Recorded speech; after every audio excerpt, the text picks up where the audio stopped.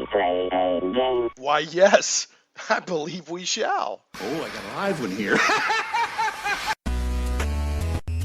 Getting geeky in Little Rock, it's Shane Plays Geek Talk, a journey into the things we love. I'm your host, Shane Stacks. Thanks so much for tuning in and checking it out. This is, even though it's Shane Plays, I do play a lot of games, tabletop, RPG, video, and otherwise. But Shane Plays is also just when I play, when I get geeky. And today we'll be talking about movies and comic books, I guess. But specifically, I don't even know what I'm trying to say. We're going to be talking about Zack Snyder's Justice League, which of course released recently on HBO Max. And to join me back in November of 2017, so do the wavy little woo-doo-doo-doo, like where you go back in time on the old sitcoms. And Michael Brown, comedian Michael Brown, commentator, all-around cool, geeky, fun guy. Impressionist. Impressionist, the head of Orson Welles and other things. Join me in November of 2017 to talk about the Justice League theatrical release. And we also talked about the DCEU overall.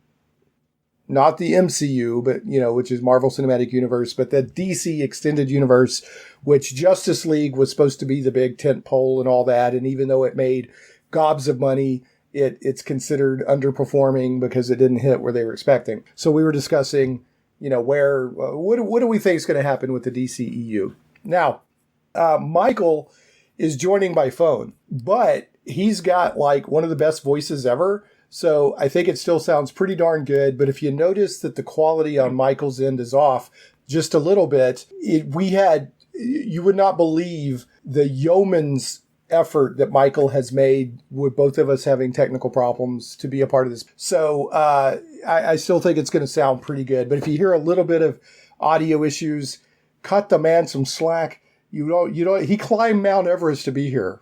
Philosophically. So, Michael, welcome back to the show, man. Thank you. How the heck have you been? I know that as you do a lot of different things, but one of your main things, bread and butter, is a stand-up comedian, and you've been unable to ply your craft for a while because of COVID.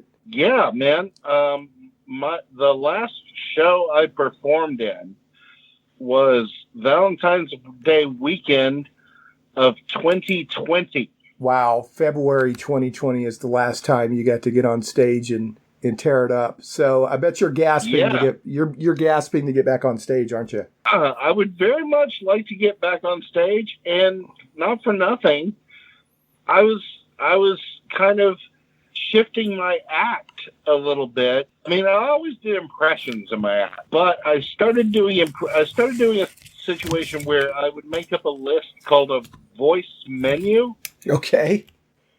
And I would bring someone up from the crowd, and they would look at the voice menu, and they would pick what silly voice I would do, and then I would read something in that voice. And not for nothing, man, no two shows are ever alike. Right. In a good way. In a great way. Yeah. Because different people pick different impressions. Maybe somebody wants to hear Dr.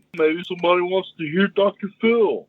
Or maybe somebody wants to hear Peter Griffin, You never know. And of course you never know. Yeah. Now, as part of your act, I know you do a dead-on Orson Welles. And also, visually, you can really make yourself look like Orson Welles. But back in the day, now I'm not saying this is what your comedy is now, but back in the day, you could invoke Chris Farley immediately. So do you still do any tributes to Chris Farley? Is that part of your act?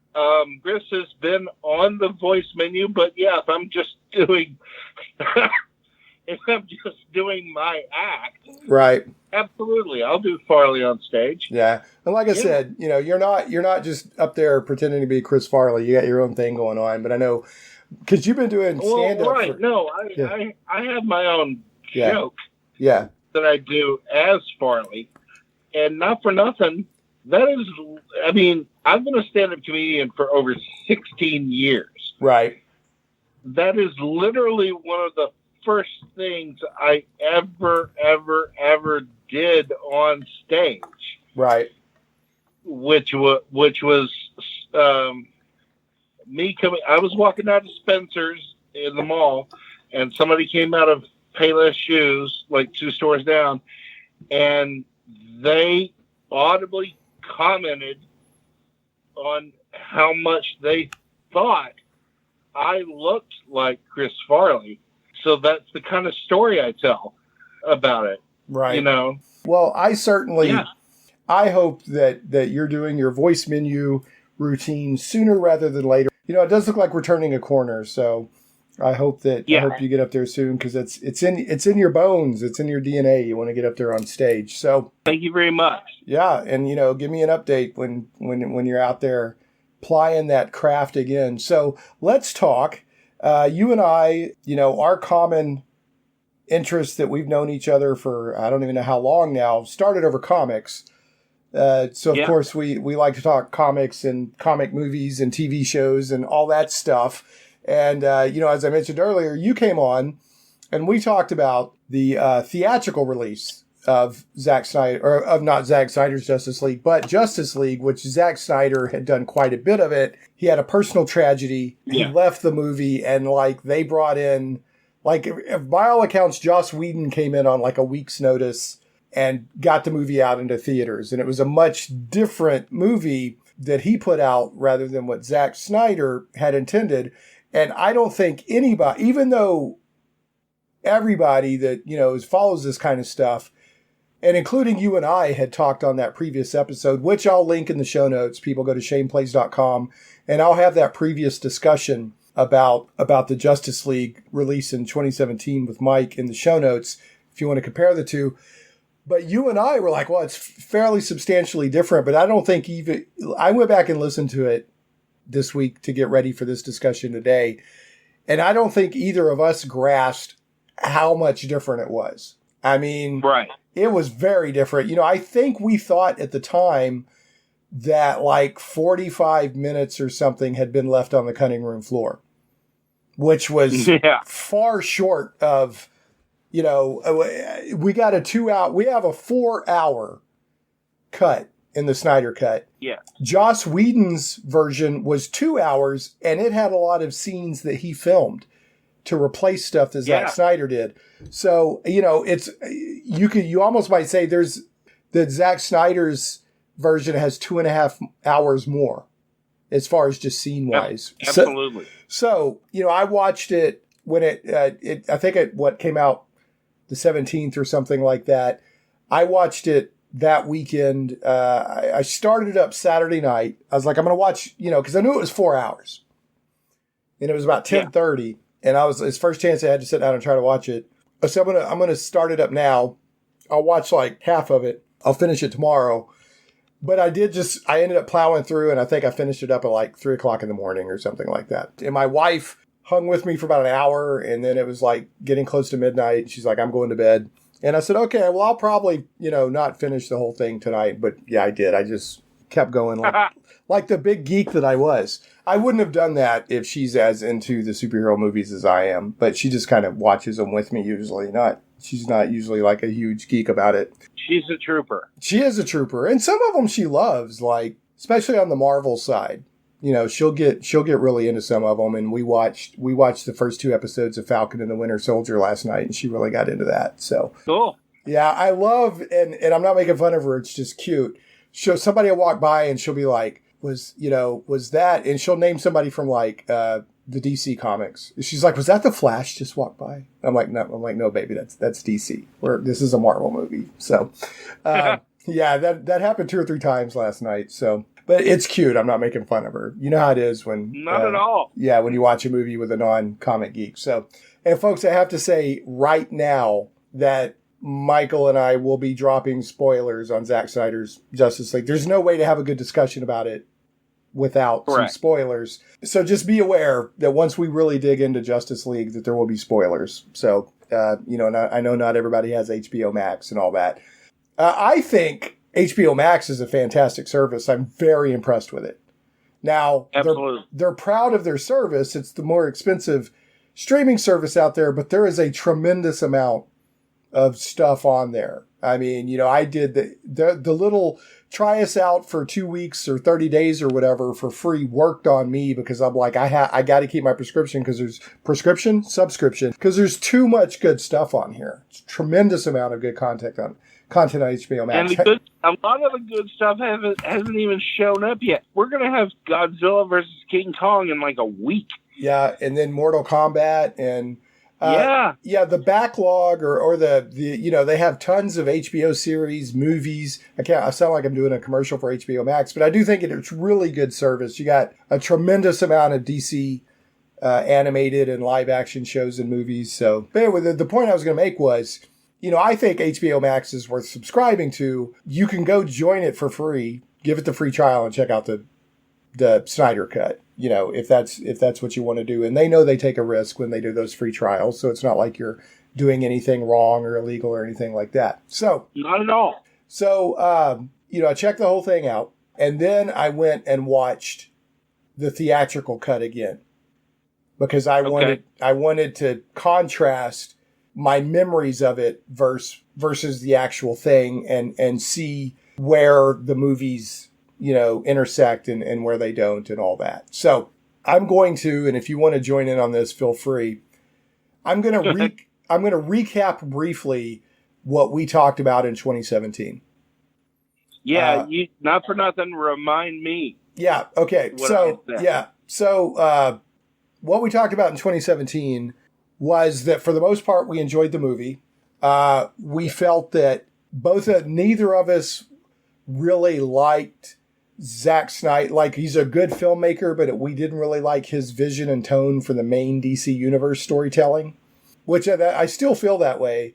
Like, I like his movies, but I have to see them as Elseworlds, because they don't feel like the right tone for the mainstream DC Universe. Genuinely, if you don't mind. Right. My observation as far as that goes, and this applies to the current Zack Snyder movie versus the Justice League. Right. I see what you did there, Justice League. I did. Okay. Thank you. You're welcome. And if you boil it down, the Crucible, this is the thing. It's the Justice League version, the theatrical version, versus the Snyder Cut version. The Justice League was just more fun. Right. It was a fun comic booky movie. Yeah. It was. And not for nothing, and this is genuinely the biggest major gripe I have about the Snyder Cut is, okay, it was good, but I didn't have a lot of fun. Yeah, I would say 4 it had. hours I sat here and watched this thing, and I really didn't have a lot of fun. Right, and yeah, we'll get more into that. I think it was a strong movie, much stronger than I expected. I expected a 4-hour sprawling mess, to be quite honest. I did. I just expected this big 4-hour sprawling train wreck that I had to watch as a geek. Do you know what I mean? So, yeah. But I was like, no, this is a pretty strong movie. But yeah, it's not fun. It's good. It's entertaining, but it's not fun. You know, and I want my primary DC mainstream storytelling movies to be more fun. You know, and that was kind of where we landed when we were talking about the theatrical version, was that, you know, you were like, I can see the seams where Joss Whedon put his stuff in, because that's the stuff that I had fun with and enjoyed.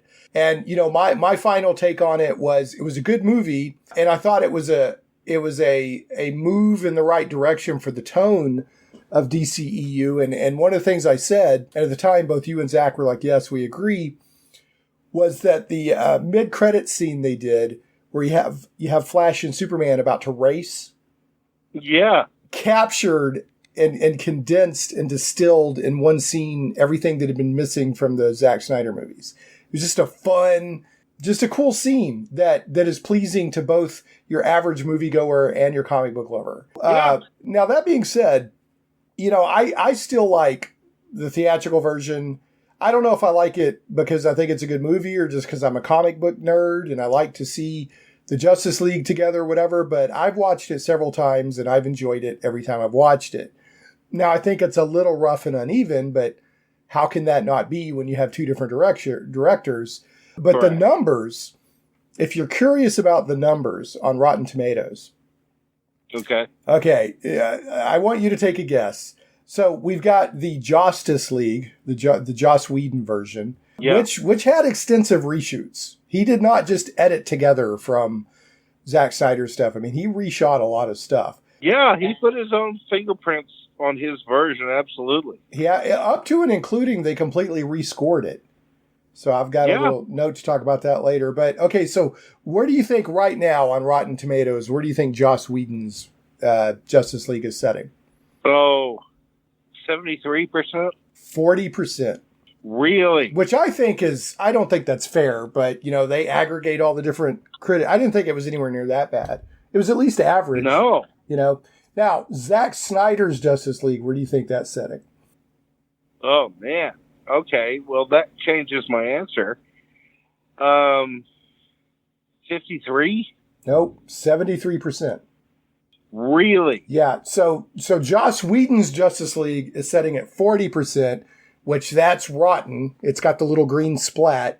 And then Zack Snyder's Justice League is tracking at 73%, which I think is higher than any of his other two movies, Man of Steel and Batman versus Superman.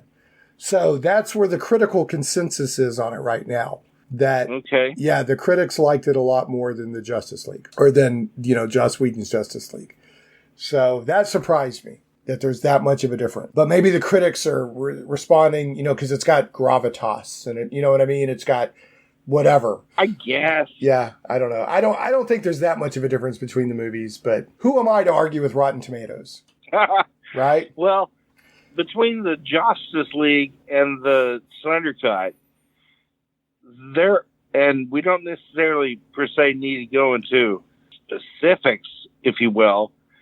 I mean, those are in fact two different, very similar, but very, very different movies. They are different movies, and that's another reason why I think that people should see the Snyder Cut. It's not like your typical director's cut where you just get more footage.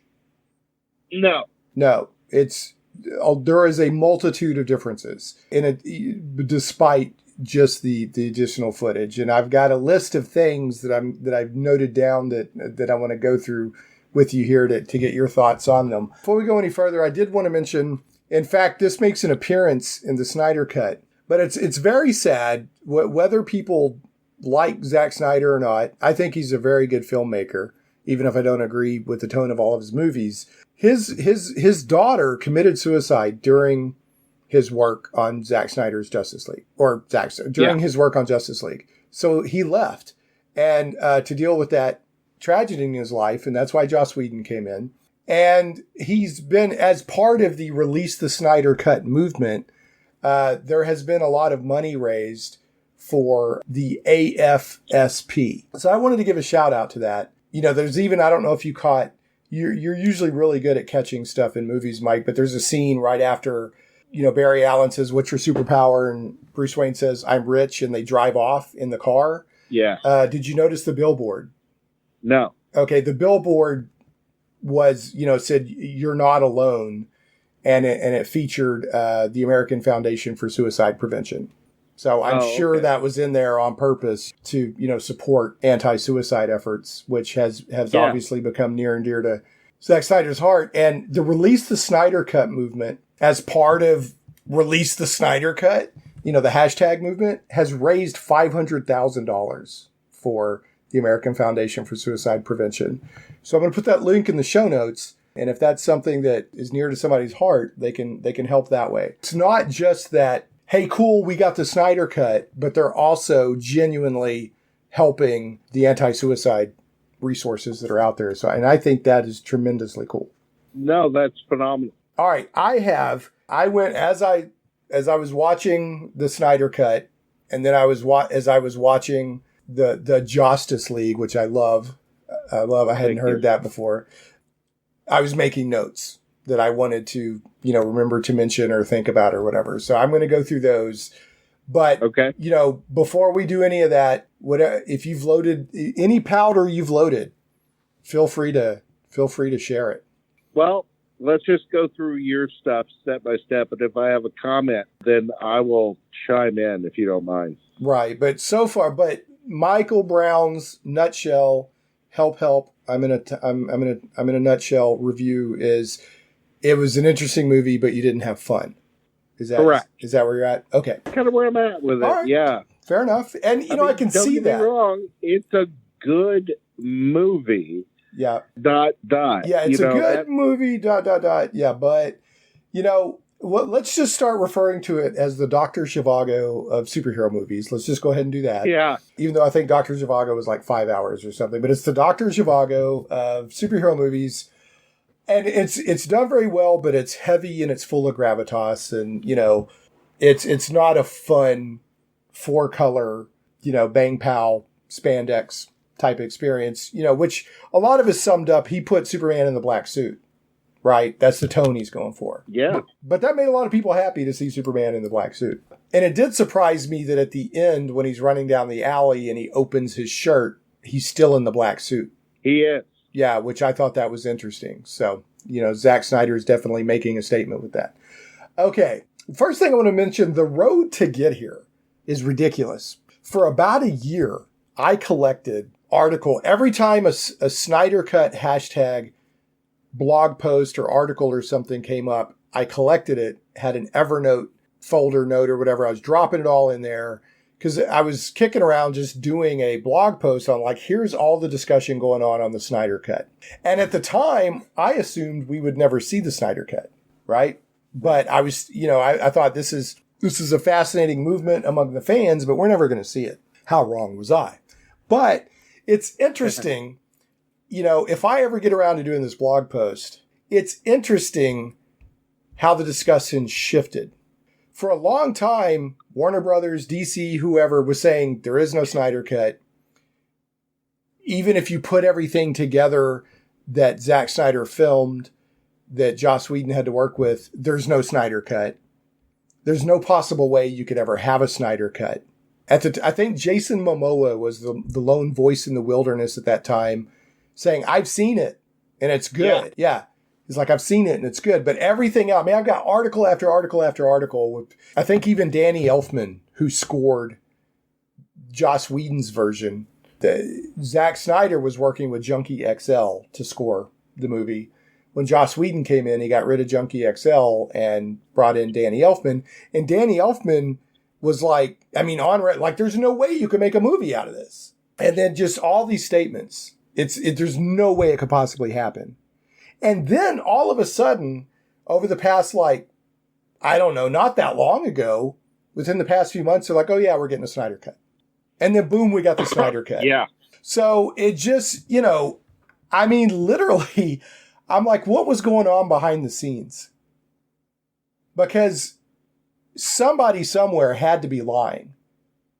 Somebody didn't want it acknowledged that there could be a Snyder Cut. Because there was too strong... I genuinely think it was the studio. Yeah, because they didn't want to compete with what they already put out there or something. I don't know. But, a truthful statement would be, hey, all the stuff's there, but respectfully, we don't think it'll ever be put together into a cut. But, they were saying black and white, no whole, no ifs, ands, or buts. There's no possible way there could ever be a Snyder Cut. And... I guess it kind of shows the power of streaming over just in demand, right? Because they needed compelling content for HBO Max, and they knew. Now, I'm not behind the scenes. Maybe there's some other way we could have gotten the Snyder Cut. But without HBO Max, I don't think that we would have gotten the Snyder Cut. I don't disagree. Right. First of all, not for nothing, and I don't know if you've investigated this, but there are actually 2 versions of the Snyder Cut on HBO Max. There's a black and white version. Is the black and white version out now? movie. I knew it was coming. Is it already available? Yeah, it's out right Okay. now, man. Well, you know what I got to do now? It's watching it black and white. Yeah, baby. You know, they did the same thing with Logan. Have you ever watched the black and white version of Logan? No, I did not. And to be fair, and I'm going to call it this just because it is the Clerks version movies. I'm not getting the reference. Lay that one on me. Clerks was in black and white. Oh, that's right. That is right. I totally, yeah. Okay, so the Clerks version of Logan and the Snyder Cut. I knew that it was coming in black and white, but I didn't know that it was already available. So that's good. I have to go watch it now. I mean, I'm that comic movie nerd that I have to watch it all. Well, when I saw it was available on HBO Max in the black and white version, I was like, oh, man. You mean I gotta sit and watch this? Because I've seen it twice. you I love this. It was a good movie, but it wasn't a fun movie. 8 hours of my life is spent watching this movie. So you watched it twice. See, that's what I love about geeks. We're like, it was an okay movie. I didn't have fun with it. I've sat through every second of it twice. Well, I wanted to make sure. Yeah. No, and I get the make sure thing. Let me make sure. Yeah. Yeah. Well, not for nothing. It's 4 hours. Well, on my first round through, what if I watch it the second time? I'm like, wait. Yeah. Well, sometimes Did you I make miss that the first time around?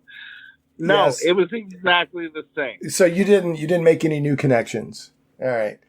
That's cool when you watch something a second time and you're like, oh, I didn't even catch all that. But anyway, all right. So my point is, as much as I'm glad that we liked, or that we got the Snyder Cut, there is some, I can point at WB, DC, whoever, and there's absolutely points where we can say liar, liar, pants on fire. So, okay, yeah. I mean, if I would, I'll probably do this at some point. I'll post all those links and you can read through and see the progression and the changes. I mean, I got like 30 links on this stuff. And the first like 20, if not more, are nope, couldn't happen. No way, not ever. No way. There's no way. Then HBO Max comes along and, proprietary, unique, compelling content is what a streaming service lives or dies by, and boom, suddenly we get the Snyder Cut.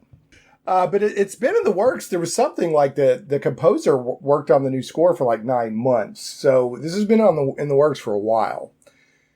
Okay, next thought I had. You'll remember that we got chapters with subheadings. Yeah. Right. It made me wonder. I wonder if they kicked around releasing this as a miniseries instead of one big movie. Because it's certainly long enough you could have made a miniseries out of it. You could have cut it in half. Yeah. But I wonder. Okay. Yeah, but I think it actually lent itself, because how like WandaVision's a miniseries, Falcon and Winter Soldier. I mean, I think they could have made this a miniseries. I wonder if they, or I don't know if you remember, what was the Quentin Tarantino thing that came out on Netflix? It had Samuel L. Jackson and Kurt Russell, and they were holed up in the cabin. And they did a movie version of it, or you could watch the miniseries and get more content. And, right. I wonder if they kicked anything like that around for, it was just a thought I had. Like, I think I could have watched this as a miniseries and enjoyed it, on the same level. Speaking of 4 hours, this did not, now I don't know what a second run through would feel like, but it did not feel like watching a 4-hour movie to me. I did not feel like, let's hurry up and get this over. Here we go. I mean, I felt like I watched about a 2.5 hour movie once it was said and done, as far as like my mental fatigue. And I've heard other people say the same thing, like on Twitter and everything. So on your first watch through, were you like, whoa, that was 4 hours? Or did you feel like, whoa, where'd the time go? The second one. I was like, okay, that much. Well, looking at what time it was when I started and looking at what time it was when I finished it, I was like, well, Yeah, exactly. Okay. That's how I was. I was like, whoa, I can keep going. I could have kept going, honestly. So, yeah. which I think that indicates, again, it may have not been fun like Joss Whedon, but I think that's very indicative that it was good. Right? It pulled me along. I was into it. I was all about it. And I thought it was a very good movie. It's hard to say whether it's superior to Joss Whedon's or not, because like you said, they're different movies. So it's really hard to say if this is superior or not. But it's definitely got its own stuff going on. Another thing I thought was really interesting, because Zack Snyder really was hammering home the point that Superman dying changed everything and that they needed him back. So I thought it was interesting that at the beginning, which the movies start completely different. The Justice League starts with that little video clip where the boys are interviewing Superman for their blog, which I thought was a wonderful little scene. And then Snyder Cut starts. Yeah, go ahead. If I may. Yeah. That was fun. It was very fun. Yeah, we talked about that on our show in 2017, that it was fun. Yeah. Whereas Zack Snyder's Justice League opens with the end of the battle with Doomsday, and Superman's death cry literally echoes out in sound waves and ties everything together. Like it causes stuff to happen in Atlantis. It causes stuff to happen in Paradise or Themyscira. It causes everywhere there's a mother box. It causes stuff to happen. So it's like, he's tying together that Superman dying is setting a lot of stuff off. That's what woke the mother box. That's what woke the mother boxes. Now in Joss Whedon's, they decided to call the mother boxes. They have this explanation that the mother boxes didn't call Steppenwolf until after the Kryptonian was dead, but there wasn't any of that. His death actually woke them up. There wasn't any of that stuff. Now, when Joss Whedon's Justice League, there was a lot more emphasis on Superman dying took hope away from the world, right? There was nastiness in the streets and people weren't being as nice to each other and all of that. Whereas Zack Snyder was like, the only way that you're going to beat Steppenwolf is with a Kryptonian. So we got to bring the Kryptonian back. So it wasn't, even though the world was mourning, it wasn't thematically so much about the hope that Superman represents. Even though, they like Bruce Wayne was like, I want to bring him back. I did something wrong and, all that stuff. So now here's something I thought was really interesting. And they did a lot of this in the movie. In Zack Snyder's version, Steppenwolf's armor was completely different and very intricate. Did you notice that? Yeah. Yeah, like it was moving and it looked very technological and futuristic. It had little, I don't even know how do you describe that, where those little fibers would constantly kind of tick around and stuff like that. Yeah, and then the armor, the theatrical version armor, it's very dull, almost like Middle Ages looking or something. So that's the level of the differences in these movies. It's not just newer scenes or whatever. I mean, they've redone the special effects. And you've seen it twice now. I feel like Steppenwolf's face looked a little different. Absolutely. Yeah. Like that is a different actor. Oh, was it? Yeah. I did not know that. Who they had two different actors for the I did not know that. I'm almost positive it's a different actor. So it turns out that it's not a different actor. Both versions of the movie use, and I'm going to say this wrong, it's Ciaran Hinds. It's Ciara with an apostrophe over it, or a accent, in Hinds, Hinds. in both, but the Snyder Cut did alter his appearance and voice. And I mean, to me, it even seems like the animation of Steppenwolf's face is different. But anyway, easy to understand why you might think it's two different actors. And now, back to the show. Well, the face seemed more relatable. Like, I don't know. One? Like, I felt Steppenwolf. Now, he's not a good guy, don't get me wrong. But no, he's not. I felt that Steppenwolf got a lot more depth and motivation in the Zack Snyder cut. Like, I almost kind of related to him. Like I don't want him to win, but I kind of feel bad for him. Yeah, well, to be fair, in the Snyder cut, there was a bit more backstory. A lot more. Yeah. Yeah. Yeah, a lot more. One of my big problems with the Joss Whedon Justice League was that the main villain was Steppenwolf, and other than I think maybe a mention of the fourth world, that was it. Steppenwolf was the destroyer of worlds, blah, blah, blah. And I'm like, Steppenwolf is not compelling enough to me. Like, if you're putting the Justice League on the table, put it all on the table. Come out with Darkseid. And so that was one of my things, was like, not that Steppenwolf was necessarily a bad villain, but they're just, why have him be the big baddie and the big threat when you're dealing with the Justice League here? And of course, the Zack Snyder cut led with Darkseid. And everything that Steppenwolf was doing was to get back in Darkseid's good graces. Yeah. In the theatrical version, in the Justice League version, yes, sir, Darkseid's name is mentioned once. I know they mentioned the fourth world. I can't remember if they mentioned his name or not. They do mention his name once, but that's it. Yeah, and that was a disappointment to me. Because again, I mean, lay it out there. Like if you need the Justice League to be the tentpole movie for the entire DCEU, bring in Darkseid. Go big, go long. But anyway, so the Snyder cut. Let's go ahead and talk about this now since it's come up.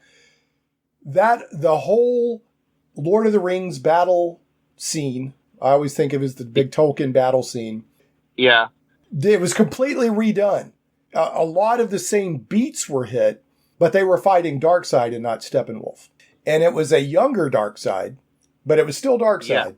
Yeah. They seeded an extra thing in the Zack Snyder version, which I thought was very interesting, which was why, if the superheroes kick Steppenwolf's butt that hard, why is Apocalypse going to keep showing interest in Earth?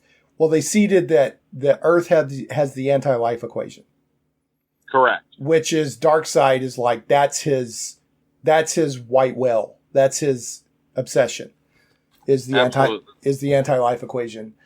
He got his butt kicked however many thousands of years ago when the gods and the Atlanteans and the humans and the Green Lantern and all that were fighting at the beginning. And they gave a lot better understanding of why are these, because the three like wizard kind of guys came down with the mother boxes, and they were doing like, we're going to join them right now and we're going to convert this Earth to our will and all that. And I just thought it was a much better, because it's exposition, right? They're setting up all this exposition. Like, why is all this happening now? And how is it tied into the past? And I thought Zack Snyder's big battle scene that set everything up was better. Okay. Did you have any, like, if you had to pick one or the other, or did you have any opinion or? Well, to be fair, I mean, and you know this about me, I should think, I very, very much like Darkseid being included in the whole backstory situation. And not for nothing, he just thought Earth was yet another planet to be taken over. He didn't even know about the anti-life at that point. Right. When Steppenwolf found the anti-life equation, then it's on now. Okay. Right. Yeah, there's no way the Darkseid's ever going to lose sight of Earth now. Even literally at the very end, and again, since you gave all the spoiler warnings already, at the very end of the Snyder Cut, Darkseid turns to Desaad because Desaad's like, okay, that's where it is. Right. What are we going to do? Right. What's your next move? And Darkseid is like, we're going to literally fly there and get it. Yeah, he basically said something along the lines of like, marshal everything, we're going to Earth. So, yeah. And how excited, I got one of those super great geek spine tingle moments when Desaad shows up, when Steppenwolf calls him on the phone, essentially, and Desaad shows up like in the hologram, or I was like, oh yes, this is what I wanted. It's Desaad, you know, and then when he's then all of a sudden Darkseid in another scene shows up on the call, and Steppenwolf was like, holy crap, it's you. Yeah. Yeah, I love that. That was so great. Yeah. I'll tell you, I loved the battle scene. I loved that. I loved watching the God of War unleash on Darkseid. I thought that was a great scene. Yeah. Because, you know, the God of War was, and it's not, is it Ares in the DC Comics? Yes, it is. Yeah. So he was the big baddie in the first Wonder Woman movie. Yes, but yet, when it comes to everybody banding together and defending Earth, he's the one who rolls up on Darkseid. And I freaking loved that. I thought that was so cool. Yeah, not for nothing. That was actually very cool. Now, here's my only complaint of how of that scene and how they set everything up. And again, I just loved it when Ares was like, "Yeah, this is my planet," and you know, just tore into Darkseid. But the one thing I thought they did, storytelling for people who don't already know how amazingly dangerous and horrible Darkseid is, you know, don't show him getting owned that completely. Because then, you know, people who don't know the comics history are like, what's the big deal? They beat him. So it's not that they just barely pushed him back. I mean, they owned him, and he's being pulled onto the ship, like bleeding and all of that stuff. So it's kind of like, you know, the first Dungeons and Dragons movie way back in the day. I'm not saying it's a great movie or anything like that, but most of the movie is around how powerful and awe-inspiring dragons are because there's this rod that can control dragons. But they kill a dragon in the very first scene in the movie. So it kind of takes away, you know, like, well, these dragons are super powerful. And I kind of feel the same thing when Darkseid got whooped that hard. I mean, he got owned. You know, it's not like they pushed him through the boom tube right before it was going to close. You know, I mean, they owned him. And, you know, yeah. So anyway, I counted now, Zack Snyder's cut is R-rated. Yeah. I counted 3 F-bombs. And I know that a PG-13 movie is usually allowed at least one. I didn't really see much else in there that would have made it rated R. So what are your thoughts on it being rated R? It was the violence. Okay. Genuinely. I feel that was part of it. Well, that scene with Steppenwolf at the end, where not only do they beat him, but Wonder Woman says, "Oh, I'm also going to chop his head off to make a point." You know, I'm sure that contributed a little bit. Yeah. Dismemberment usually does. Yeah. Well, right. I mean, I was just saying, that was a bit. and the whole, not for nothing, the whole situation with him just showing up and waylaying even more Amazons than was shown in the Justice League. I thought the scene in Zack Snyder's cut was far superior because they trapped him in that big stone building and then crashed it down the cliff. And then they're like, are they dead? And then, you know, him and his parademons come out of the smoke and dust. And I thought that was far superior. Yeah. So another note I made here, even scenes that were the same or very similar to the theatrical version got a little bit more color, like a few more seconds here and there. There was a lot more. What? Well, there's a lot of, I'd have to go back and count. There's a lot of little scenes that only get like a few extra seconds here and there. But, you know, one scene that stands out to me is when Bruce Wayne goes to that remote village to talk to Arthur Curry. Yeah. You get basically the same conversation, but it's expanded on a lot. Absolutely. Yeah, you get more of a sense of Aquaman's connection, and and like that woman that sings when Aquaman swims off, you're like, well, that must be his lover, What did you think of the 4:3 ratio versus widescreen? I'm fine with it. I get it. I was okay. Yeah. For me personally, now I thought at the first, my first knee-jerk reaction when I heard it was going to be 4:3 ratio instead of widescreen I was very disappointed when I heard that. I was like, what? How do you watch a movie like that? 4:3. And I assumed that it was studio meddling or maybe the amount of footage that was left, they had to make it 4:3 to make it all work or something. But I went and read an article and it said that was Zack Snyder's preference from the beginning. Because he feels that superhero action usually happens horizontally over vertically.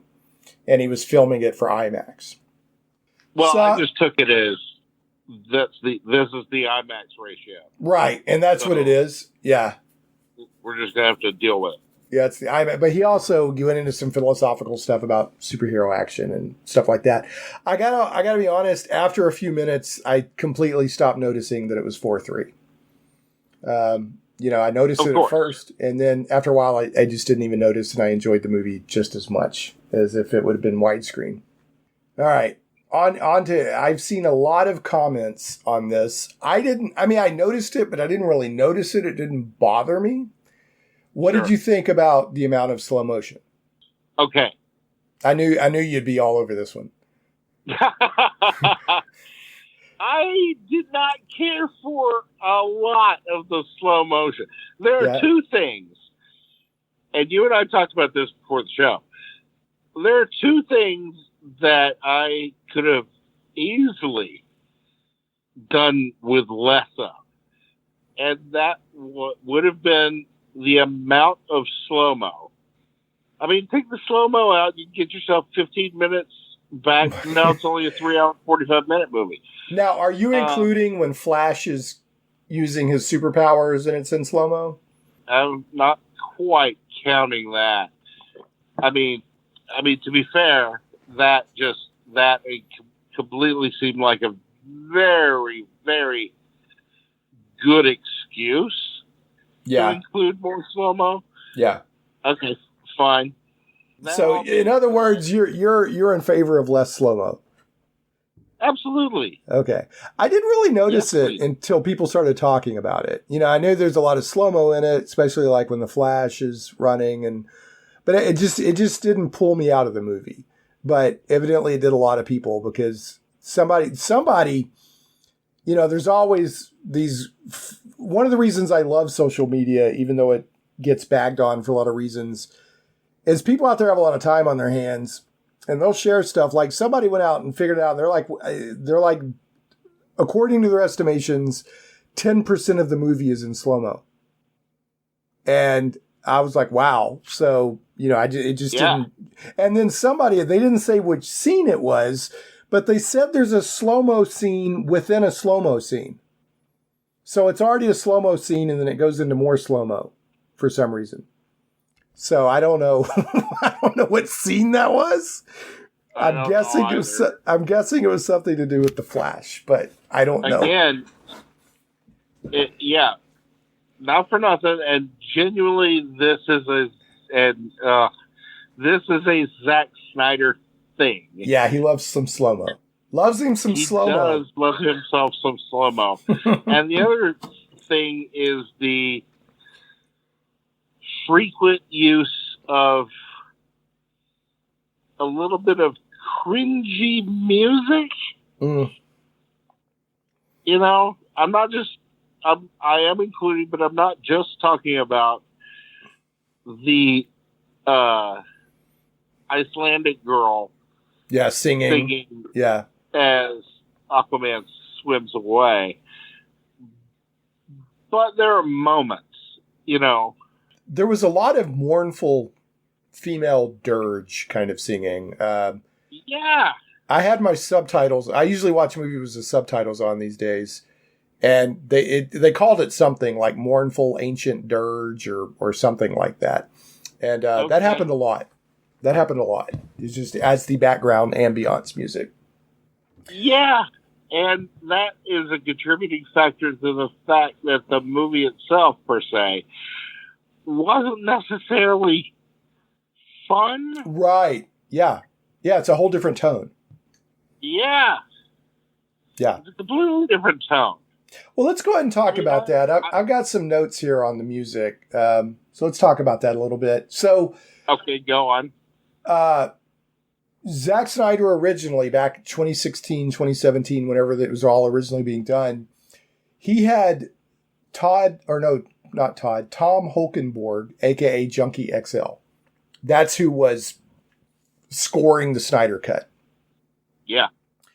Now, Joss Whedon came along, and I don't know why, maybe it was for tone, I don't know why, he brought in Danny Elfman, who has scored a metric butt ton of movies, including scoring a lot of superhero movies.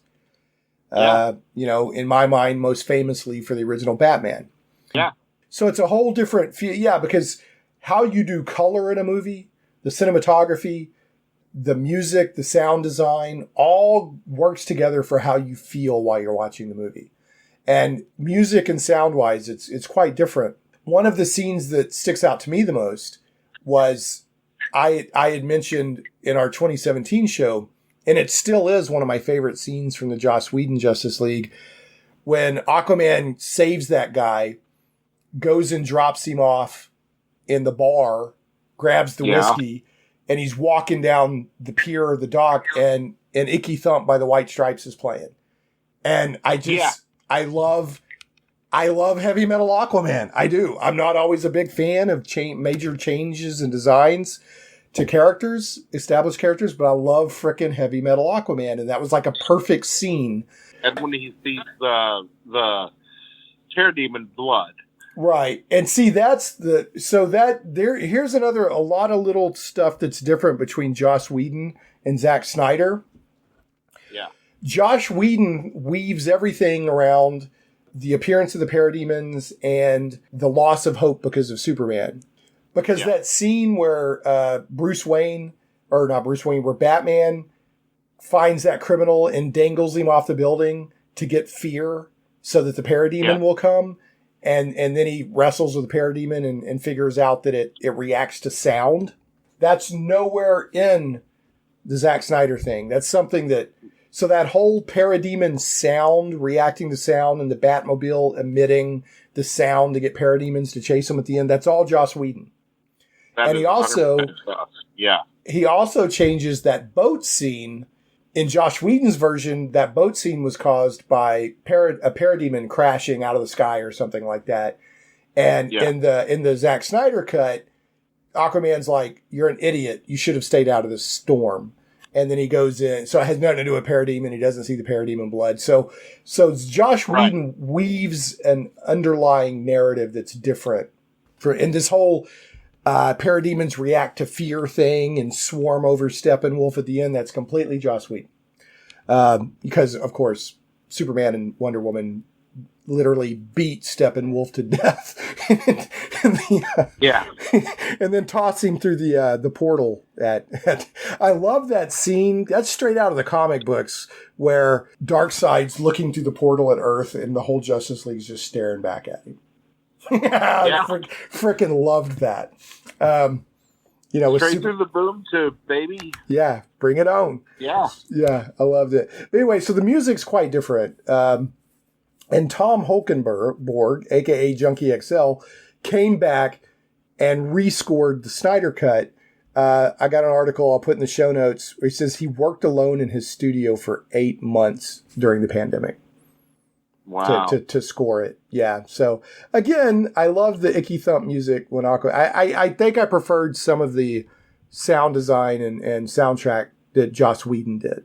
Even though I understand what Zack Snyder was going for with the emotional gravitas and all that. I just want to say gravitas today. You want to say go ahead and say it, Mike. Let me hear you say gravitas. Well, not for nothing, man. That's a really good word to use when describing this film. Yeah, there's a lot of gravitas. I want to go watch it again tonight.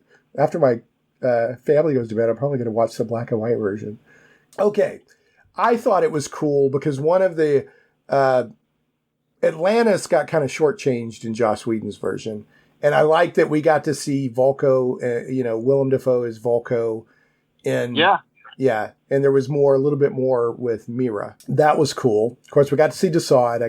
I got so excited when I saw it. I got, every now and then one of these comic book moments makes your inner 12 or 13-year-old just jump around inside you. And when Darkseid popped up, that happened with me. Did you catch the Kilowatt cameo? Yeah. Yeah. Yeah, it's during the nightmare. It's either a hallucination or a vision of the future, and Kilowog has been owned by evil Superman. It's a blink and you'll miss it. So if people didn't catch it, the next time, I can't remember. Do you remember exactly where in the movie it happens? But it's got Superman sort of in silhouette floating over like a blasted landscape, and in the foreground is Kilowog's body. Yeah. Yeah, I can't remember exactly when it happens, but Kilowog, of course, is a very popular Green Lantern. All right. Speaking of, did you see this tweet stream that Ryan Reynolds did where he live tweeted watching the Green Lantern movie for the first time? No. Yeah, because he's panned it, right? Even though he was in it, and I have not followed the tweet stream, but evidently he sat down, watched the movie for the first time all the way through, and live tweeted it. And from what I understand is he came away like, that wasn't as bad as I thought it would be. So I think it's a good action superhero movie. I think as a Green Lantern movie, it could have been a lot better. Sit back and eat some popcorn and watch Power Constructs. I can handle it. So, and of course we have the HBO Max is doing a Green Lantern TV series, which, Green Lantern Corps. The Green Lantern Corps, baby. So I'm a big Green Lantern nerd. I know you are. You're literally a card carrying Green Lantern nerd. So I feel not for nothing, but back in the day, when I say back in the day, I understand that we live in the future now, and this is 2021. But in the 90s, I on America Online comic book message boards, etc. I got into many a fight online. Yeah. No, you're hardcore. You were part of Hal's Emerald Advancement Team. Yeah, Hal's Emerald Attack Force. Was it Attack Force? I thought it was Advancement Team because you had the card. You had a card. You pulled it out of your wallet one time and showed it to me. They were called Heat. Well, and I'm with you. I mean, we're getting off topic here, so I'll kind of get us back here in a second. Sure. I was not against the Kyle Rayner stories. I thought they were fine. I was totally against what they did to Hal Jordan and the Green Lantern Corps to get to the Kyle Rayner stories. It was it was very disrespectful to. I mean, it was just outright disrespectful. To what they did. And there was, decades of people loving Green Lantern and the Green Lantern Corps. So, and I'm sure we're going to shake things up. I don't think they realized how much they shook it up. Right. Yeah. You literally had organized groups against you. So, but anyway, as Kyle Rayner as a character, it was absolutely interesting to see somebody like Ganthet shows up and is like, you'll have to do hands him a ring, splits, and now you got a guy with a power ring and knows nothing about it. So from that point, it was interesting storytelling, but everything, the Coast City stuff and everything they did to the Corps and Hal was just wrong. But anyway, okay, let's move on. Okay. So literally have an entire episode just on that. Justice League. We can talk about what happened with Green Lantern in the 90s. Yeah, it was bad. It was very, like I said, it was powerful storytelling, but it was very disrespectful in a lot of ways to the fans. Yeah, I'm kind of looking around here, and this seems like as good a place as any for some show notes. So let's do that and just take a minute or two, and then we'll get back to our discussion on Zack Snyder's Justice League with Michael Brown. But first, show notes and links for each episode can be found at shaneplays.com. That's the website / blog for Shane Plays Geek Talk. That's shaneplays.com. Our last episode is archived on the blog, and that was Level Up Advanced 5e RPG Sneak Preview with my friend Russ Morrissey of Ian Publishing. And if you're into RPGs at all, I definitely urge you to check that out. It was a good show. The podcast does go out on the blog at shaneplays.com, iTunes, Google Play Music, Stitcher, Podbean, Amazon Music, YouTube, and more. Yes, it goes on YouTube. It's just the audio, but you can find it on YouTube. And Shane Plays is also carried on SciFi.radio. SciFi.radio is sci-fi for your Wi-Fi. That's SCIFI.radio. Go check them out. It's a 24/7 geek radio on the internet. It's great stuff. If you like Shane Plays Geek Talk and want to support it, there are a couple of ways. First of all, we do have a Patreon. It's patreon.com/Shane Plays, and you can support the show for as little as $1 an episode. Always appreciate the support. Shane Plays Geek Talk also has two Twitter accounts, and the reason I mention those in support at the same time is among cool news articles and other interesting things I share. Sometimes I'll share out affiliate links for like games and comics and ebooks, software from Humble Bundle. I also share out stuff that I don't make any money off of, like free games from the Epic Games Store and stuff from the bundle of holding and everything. It's just stuff that I think that people will find interesting in its own right, and sometimes maybe they can save some money and at the same time help out the show a little bit. The reason I have two Twitter accounts is one of them is just the meat and potatoes account. I only share announcements from the show, some news items, affiliate links, free stuff, that kind of thing. And that's at Shane Plays PR. So it's ShanePlays PR. And then I have another Twitter account, which is much more active, and that's just Shane Plays. And that's where I just constantly tweet whatever comes onto my mind and into my fevered little fingers and into the keyboard or onto my phone. And I share the same news items and affiliate links on both accounts. But if you want more chatter, more personal Shane kind of stuff, subscribe to Shane Plays. If you just want the meat and potatoes but still get the cool deals and that kind of thing, subscribe to Shane Plays PR. Don't want people to forget about my book with Matt Barton of Matt Chat. It's Dungeons and Desktops, The History of Computer Role-Playing Games, 2nd edition. You can go to the website at shaneplays.com or go search on Amazon or whatever, and you can find that book. If you're into computer role-playing games or the history of video games and that sort of thing, definitely check that book out. And last, I want to shout out to advertising partner Cursova Magazine. That's CIRSOVA Magazine. It's the magazine of thrilling adventure and daring suspense. And right now, issue number 6, spring 2021, is out, and that's got all kinds of cool stuff in it. Cursova, if you haven't heard me talk about it before, it's kind of like the pulp magazines of old.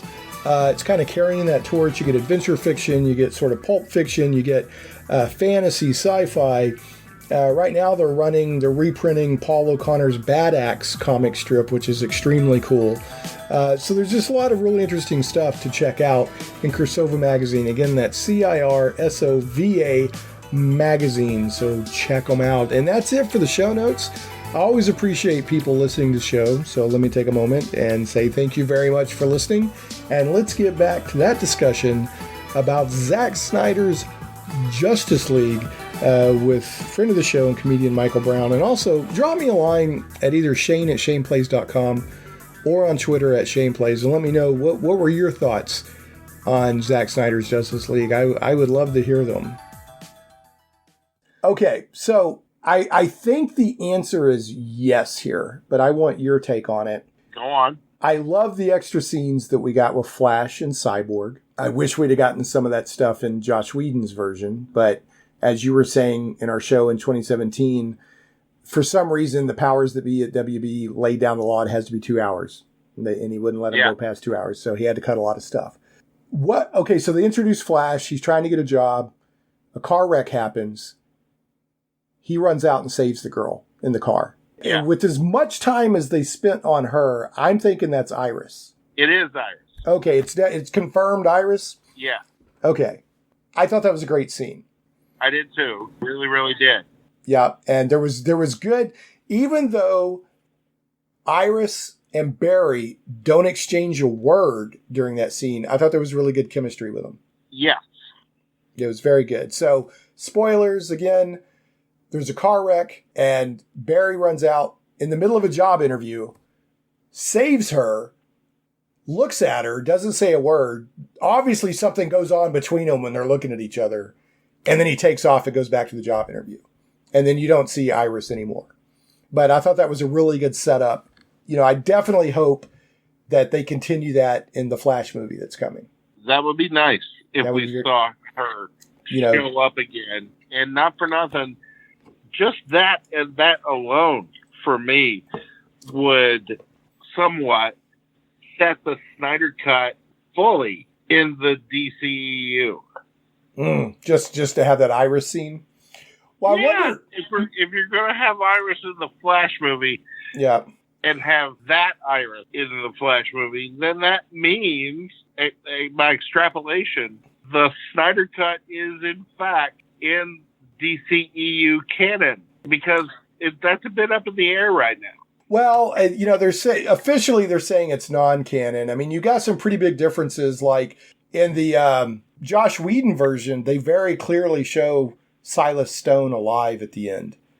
And then in the Snyder Cuts, you know, Cyborg's dad dies, and it's a major part of the movie. So it'd be interesting to see how they deal that. But again, you got Flash. The upcoming Flash movie is Flashpoint. So throw it in and make a stew.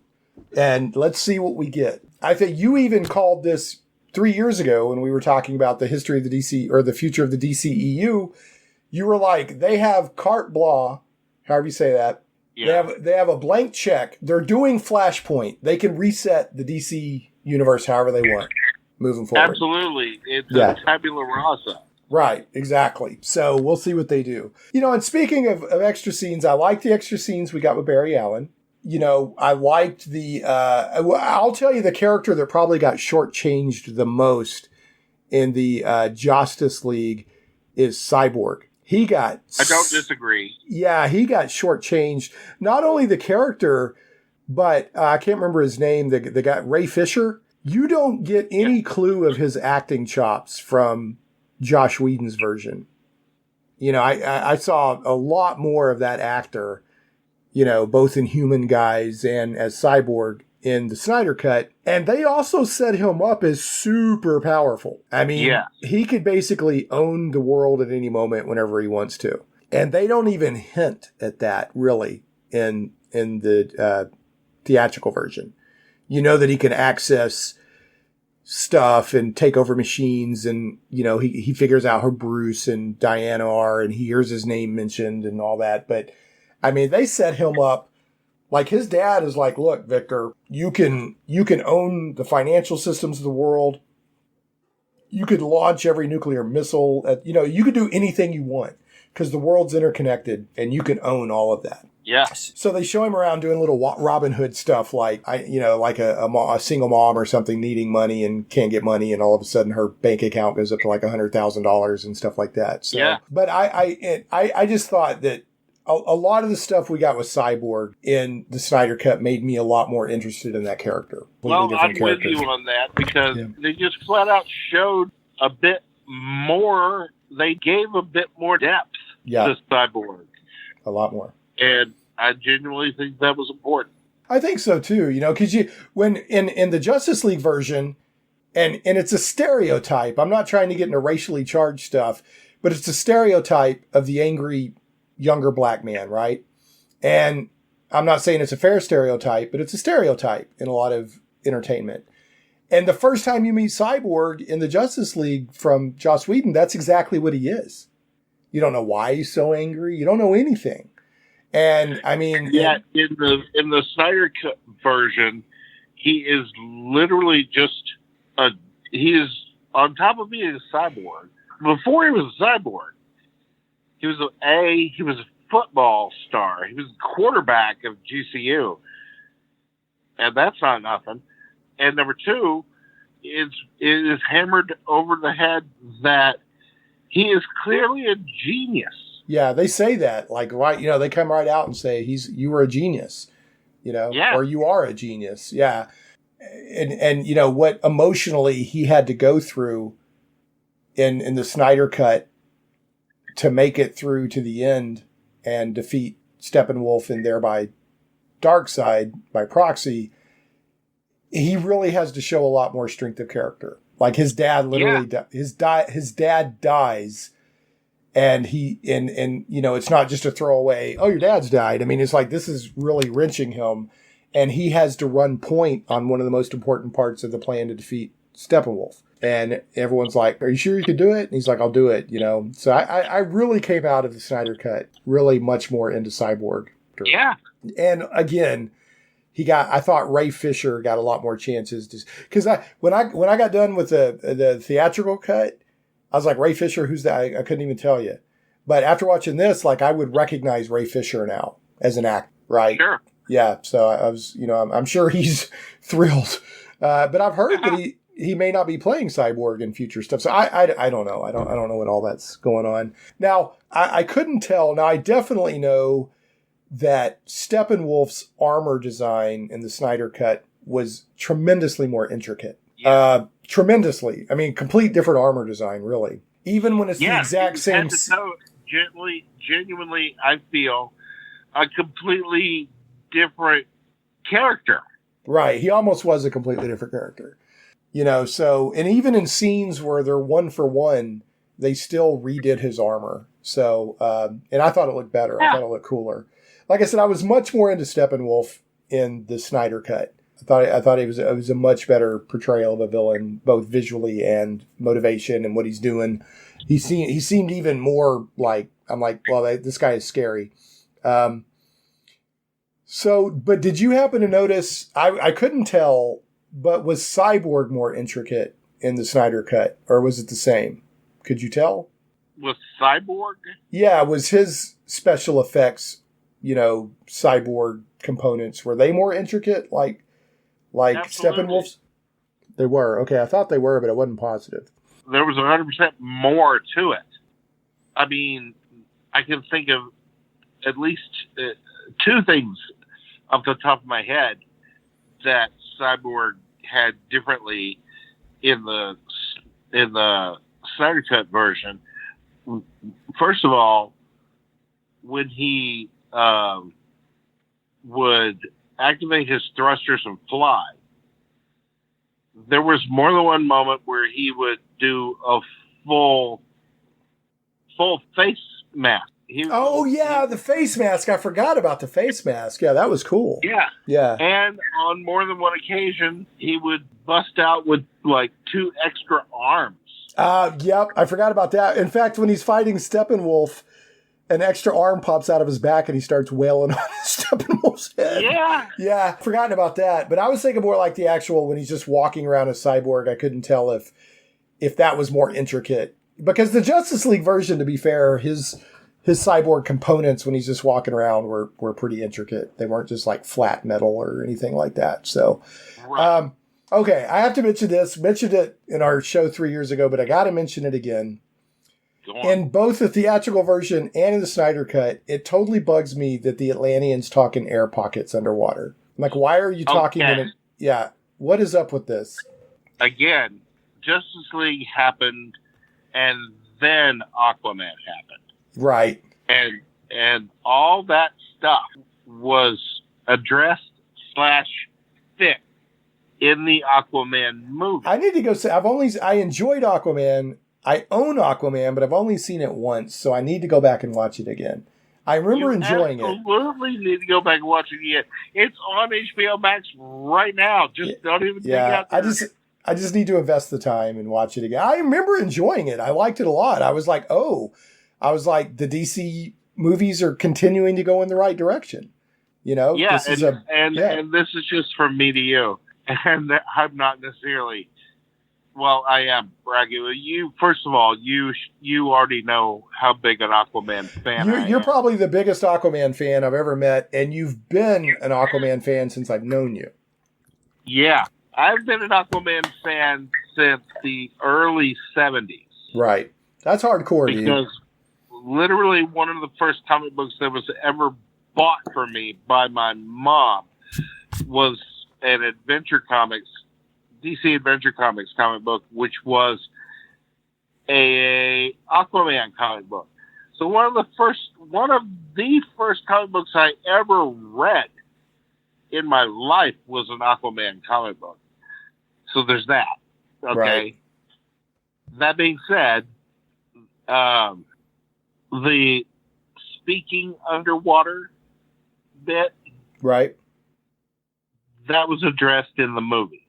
Yeah, I need to watch Aquaman again. My wife really enjoyed it. That was the ones that she didn't just watch it and endure it. She really enjoyed it. So we need to sit down and watch that again. Yeah. And so that's a thing. And number two, and this is just, I'm just pointing this out, it made more money than any Batman movie ever had. Yeah, it did really well. I mean, Aquaman, as you know, people who read comic books and we're into Super Friends, we've always loved Aquaman, but as the general public goes, he's probably a C-list character, or more. They think that, but he's not. He rules. Yeah, 2/3 of the planet. No, I love Aquaman. I've grown to love him. Yeah. More and more. I think here's a lot of the storytelling that has brought me more into the Aquaman fold.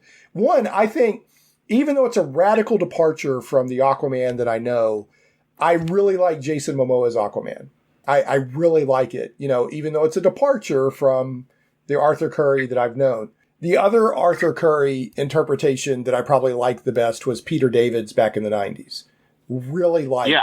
That was a great run on Aquaman. I like story. There's storytelling like Flashpoint. There's some Elseworlds. There's some other stuff where Superman's not around for whatever reason. And when Superman's not around, Aquaman becomes the alpha.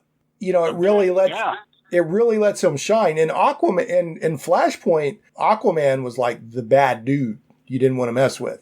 And there's been other storytelling like that as well, where Aquaman, where it reveals he's super powerful and strong and has a lot going for him, but when he's in the middle of the Justice League, you don't always notice it because you're looking at like Superman to being the big gun or whatever. But Aquaman is a big gun. Well, he's tough, he's strong, he's smart, he has an army. He can. Yeah. He could basically fly over 2/3 of the world. And I'll tell you, I liked Peter David's run on Aquaman, but I think my favorite run I've ever read was, and I think I may have mentioned this to you before, was when they did Rebirth, Dan Abnett wrote Aquaman for like 50 issues. Yeah. And I was so hardcore into Aquaman. I loved everything they did with Aquaman and Atlantis and Mera and Volca. It was amazing. And they had an arc in there, which you'd probably love. You know the Shaggy Man, right? Yeah. Okay, Shaggy Man is a big unstoppable force of nature. Shaggy Man would give Superman a hard time. And it was a 2 or 3 issue arc where Aquaman had to go toe to toe with Shaggy Man. And it was really good. But anyway, the point is Aquaman's a bad dude, and he's earned the storytelling of Aquaman has put me more in his camp over the past, several years. We're used to it as like, yeah, he's neat, he's in the Justice League or whatever. All right. But I will acknowledge you publicly as the largest, biggest Aquaman fan I've ever known. And you've never wavered on it. No, you love you some Aquaman. I have spent hours and hours of my life defending Aquaman before Jason Momoa came along and gave him the level of legitimacy that he has. Yeah. No, I think that people think of Aquaman as bad to the bone now. So yeah. But yeah, because he's like, and he's a warrior like Diana is a warrior. His eyes sparkle when he gets in the middle of a fight, at least in the theatrical versions. Yeah. So, okay, moving on. We love Aquaman. And the speaking in air pockets was addressed in the Aquaman movie. I need to go back and watch again. All right, another note I had here. There was a scene that was cut from the theatrical version, that was in the Snyder Cut that I loved very much. There's a scene where they're rescuing the hostages out of the underwater, tunnels or whatever, Stryker's Island, and like Steppenwolf or something blasts the corner of a building, and a bunch of debris starts coming down towards the hostages, and the Flash blocks all the debris, and you see little flash moments of his silhouette over and over and over. And I just thought that looked so cool. Do you know the scene I'm talking about? Yeah. Yeah, I wish that would have made the theatrical version, because that was a very cool Flash moment. That was a very good Flash moment. Yeah, and it was also, I liked in the theatrical version when the Flash was like, look, you guys are used to this stuff. I've never even fought anybody. I've just kind of pushed somebody. This is all Joss Whedon. None of this is in the Snyder Cut. And Batman's like, just save one. And I liked that. I thought it was a good moment for Batman that was a full-on Joss Whedon inclusion of that. Yes. Because that was not in the Snyder Cut. Not at all. And I liked that moment. But I loved in the Snyder Cut when Flash unleashes and pushes that parademon in the back with his speed force, and it just rockets forward and like splatters or whatever. So, I liked that. I liked Flash's abilities, or how he was using them, better in the Snyder Cut. I liked how they did Flash and Barry Allen in both movies. He's a high point for me. All right. Yeah. So here's another thing that I wrote a note on, and feel free to throw your own notes in there at any time. I thought in the theatrical version that the thinking, I'm not talking about the process they used to bring Superman back with the mother box and all of that. I'm talking about the thinking process they got to get to the conclusion that they wanted to try it. Okay. It felt very rushed and non-intuitive to me in the theatrical version. Like, oh, we got a mother box. Oh, it's a change engine. Oh, well, let's bring back Superman. And it just felt like a huge, in fact, it took me out of the movie the first time I saw it. I was like, that's just too much of a leap all of a sudden. But the discussion that they have in the Snyder Cut, once they have Cyborg's mother box, felt much more natural and intuitive to where they got to that they wanted to try to bring him back. And it just, I just thought it was it breathed better or something like that. I don't disagree. And, also, again, I mentioned before, I'll point it again, in the Snyder Cut, they're trying to bring Superman back as a big gun. They need him physically, powerfully to take out Steppenwolf. Whereas there's more of an angle on the world needs Superman for hope in the Joss Whedon version. But like in the Snyder Cut, Batman's like, I need the biggest gun I could get. We got to have him. And there's more of in the Joss Whedon version, there's more of a disagreement between Batman and Wonder Woman over should we do this or not. Yeah. One of the expanded scenes and extra scenes and all that I thought much improved over the theatrical version was all the extra stuff leading up to going inside the Kryptonian ship and reviving Superman. Like, they expanded on that greatly. Yeah. They came up with that fake alarm to clear everybody out. Silas realized that it was fake, but then saw Cyborg was involved and authorized it. All of that stuff. I thought that really added a lot to Cyborg and his father's relationship. Plus, it just seemed more realistic to me because in the theatrical version, they just stroll into the Kryptonian ship. But in this one, they had to come up with that. Like, how are we actually getting in there again? So, and the digging up Superman's grave scene was completely different. The conversation between Flash and Cyborg was different. And then you had that really great conversation with Aquaman and Wonder Woman at the truck. Yeah. Yeah, that, they were talking about the differences in their peoples and then that shared common, phrase and all that. I thought that was superior to the theatrical version. So I don't disagree. What did you think of, in the theatrical version, when they revive Superman, bring him back? Flash goes to the end of the hallway, Cyborg gives him a countdown, Flash runs, touches the mother box, Superman wakes up. Yeah. It was much expanded in the theatrical version. What did you think of the differences? I thought it was more expanded in the Snyder Cut version. That's what I mean. Yeah, if I confuse that, theatrical version was very straightforward meat and potatoes, where there was a lot more nuance and discussion and hints of ominous. This is not a good thing to do in the Snyder Cut. Right. In the Snyder Cut, he even mentions like when I run and I approach the speed of light, that's when I have a significant electrical charge. Right. To get out. And right. None of that was in the theatrical version at all. Well, you had that, so and then of course, Barry's ability to affect time as he closes light speed, of course, plays at the end. Because at the end, they lose. And then Barry, kind of hearkening back to the Superman 2 or Superman 1, like reverses time a little bit to give him a chance. Yeah.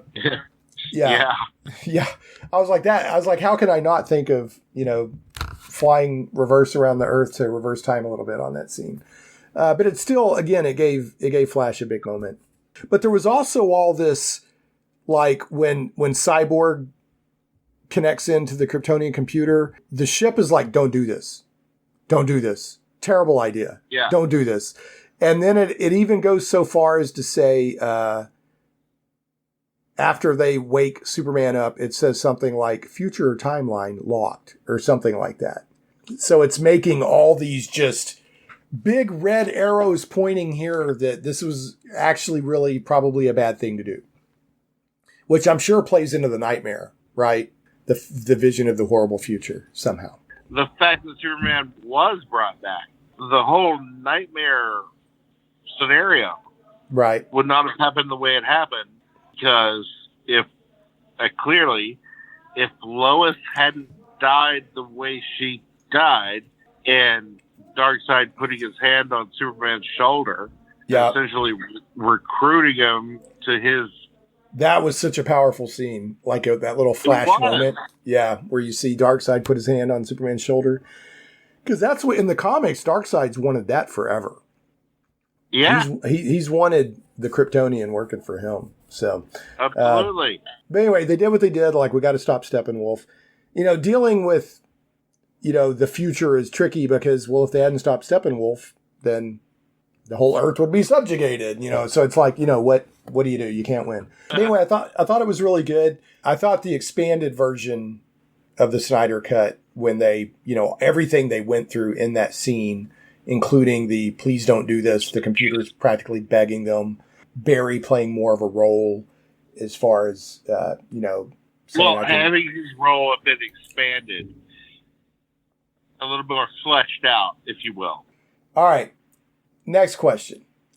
Go on. All right. In the comics, now the black suit looks cool. I'm not disputing whether the black suit looks cool. Black suit looks cool. Black Superman suit.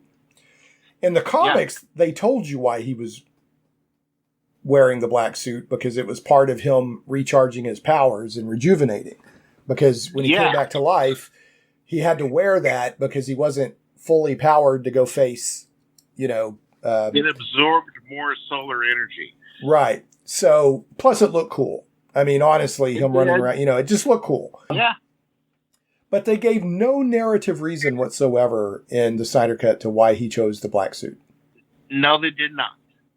He looked at it, because they have that scene where I love when they were carrying the casket down the corridor in that ship, and the ship was it was displaying all these different uniforms he could choose from, including a battle armor.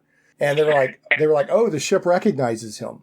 So I love that. But then when he went back to the ship, he's like, what, he's obviously trying to decide what he's going to do or whatever, or he's just looking for a suit. And then he sees you see that he sees a suit that he likes, and then suddenly he's in the black suit. And then again, he's still in it at the end when he does the famous Superman shirt rip, and you see that he's still in the black suit. I don't know, like narratively, are they just trying to show the mourning that he did die? Or, what do you think they're trying to say with that? I don't know if they're absolutely trying to say anything with that. I think he's just still wearing it because he's back from having been stabbed through the chest with Doomsday. Okay, fair enough. It wasn't, I could see it for him wearing it to go fight Steppenwolf on first time I'm back, but the fact that Zack Snyder chose to show that he was still wearing it moving forward, I thought was kind of interesting. So I think it would have been nice, narratively for there to be some sort of mention that, because he goes up in the black suit and he soaks up the sun rays before he goes and fights Steppenwolf. So, I personally think it would have been nice if there would have been some mention that it was helping with that. But what do I know? I don't disagree with that either. That alone would have been like 2 lines from somebody. Right. Would have been nice. Right. Just to give us a little bit of exposition on that. Right. No, I'm with you. Like I said, it looked cool, but he couldn't do that in slow motion or in a cringy song, I guess. So yeah, so that got lost in that 10%. Yeah. All right. So in the first Avengers movie, you had that one quick slow motion money shot of the Avengers all being together. There's a scene, now it doesn't include Superman, but you and I talked 3 years ago or whenever that was about that Justice League didn't have that money shot. But Zack Snyder did it when they're fighting in the fake Chernobyl area and they're about to crash in to Steppenwolf's after they fought parademons for a while, but now they're all a team and they're about to crash in. Did you notice the quick little slow motion money shot? Of the whole team? Yeah. I don't.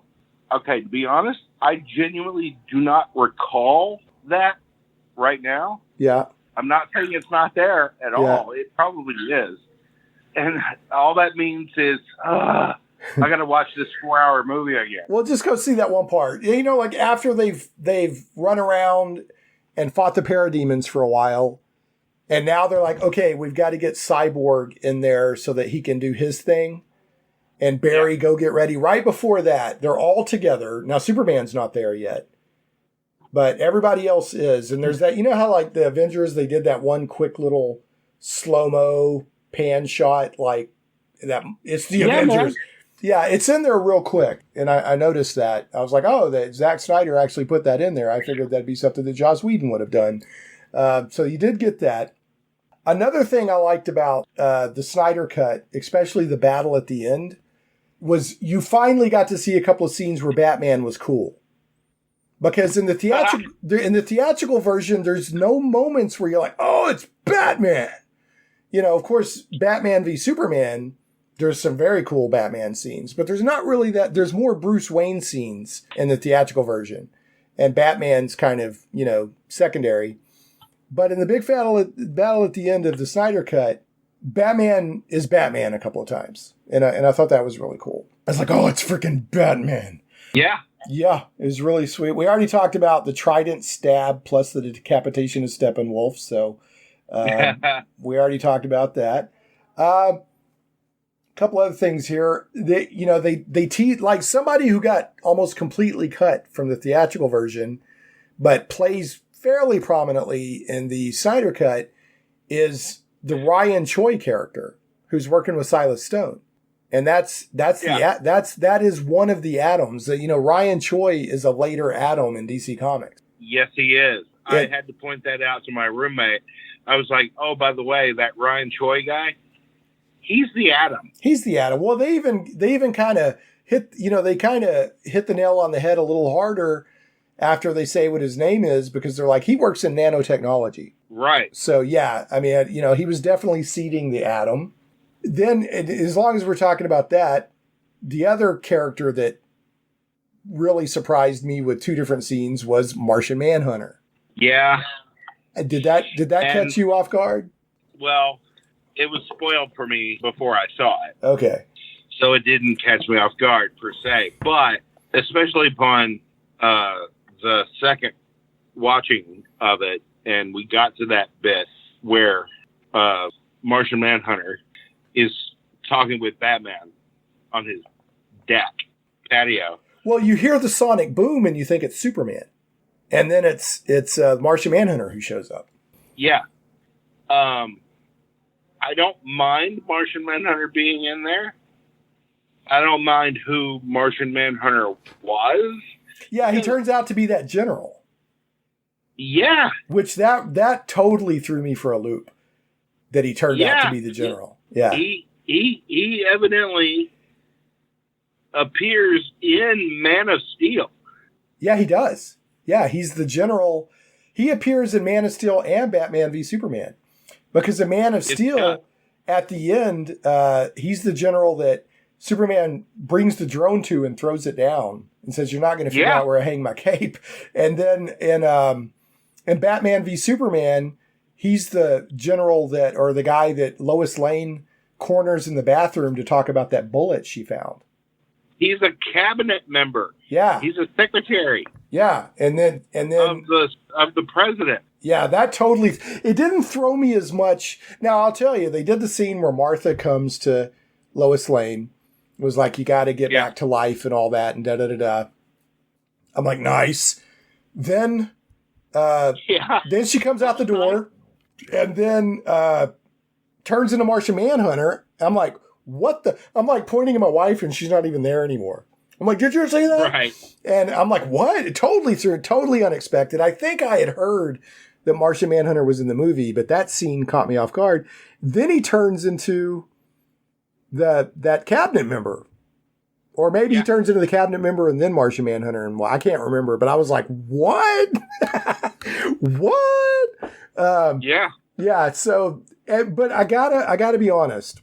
The scene at the end where Martian Manhunter flies to Bruce Wayne's house on the lake, it felt a little corny to me, honestly. And again, I feel that was Zack Snyder just laying a bit of future movie ground. Oh, yeah, definitely. Yeah, definitely. I just thought it was weird to end the movie on Martian Manhunter and not Superman. But it just felt kind of corny, but I'm glad to see Martian Manhunter. I've been a big Martian Manhunter fan for a long time, and I like that he's in the Supergirl TV series. Go ahead. All I was going to say was you can literally cut out all the scenes, the 2 or whatever it is, scenes of Martian Manhunter out of the Snyder Cut, and you're fine. It makes no difference to the movie whatsoever. Yeah, it makes no difference to the movie whatsoever. Not whatsoever. It absolutely makes zero impact on the entire movie at all. Yeah, because you don't even, you could still have that strong Martha Kent and Lois Lane scene and just leave it assumed that it's, Martha Kent. Yeah. Yeah, totally. So I think I already mentioned I love that stare down between Justice League and Darkseid at the end. That was such a great movie moment, but also a good comics moment. Did you catch, I'm sure you did, you usually catch all this stuff, man. Did you catch the Dark Knight Returns Batmobile and that one little scene where at the end with Batman standing on top of it? Oh, the Bat Tank? Yeah. Yeah. Yeah, man. Yeah, that was straight up out of Dark Knight Returns, so that was some love. Okay. I've got a few notes on the theatrical version, but before we get into any of that, we got to briefly, we could do a whole podcast on the nightmare scene at the end when Bruce Wayne's having the nightmare and wakes up before Martian Manhunter. But just real quick, it's got Deathstroke in it. It's got Mira. It's basically Mad Max Justice League is basically what it is. With Batman, I know you had Deathstroke, you had Mira. I can't remember who else. Do you remember who was part of that posse? Cyborg's in that. Cyborg. And they're like in a, that hellish. And when we say nightmare, we mean Knight, nightmare, because they're playing on it's Batman having. And that's what everyone calls that scene. So it's sort of an Elseworlds within an Elseworlds, if you take Zack Snyder's movies as Elseworlds. Yeah. And they even say, there's a dialogue in that scene at the end where it was like, oh, you got to fix this alternate reality. How many of them can you mess up or something like that? There's that line. That is Joker. So that's what I want to focus in on. What did you think? Okay. What did you think of Jared Leto's Joker in that scene? I'm fine with it. I'm okay with it.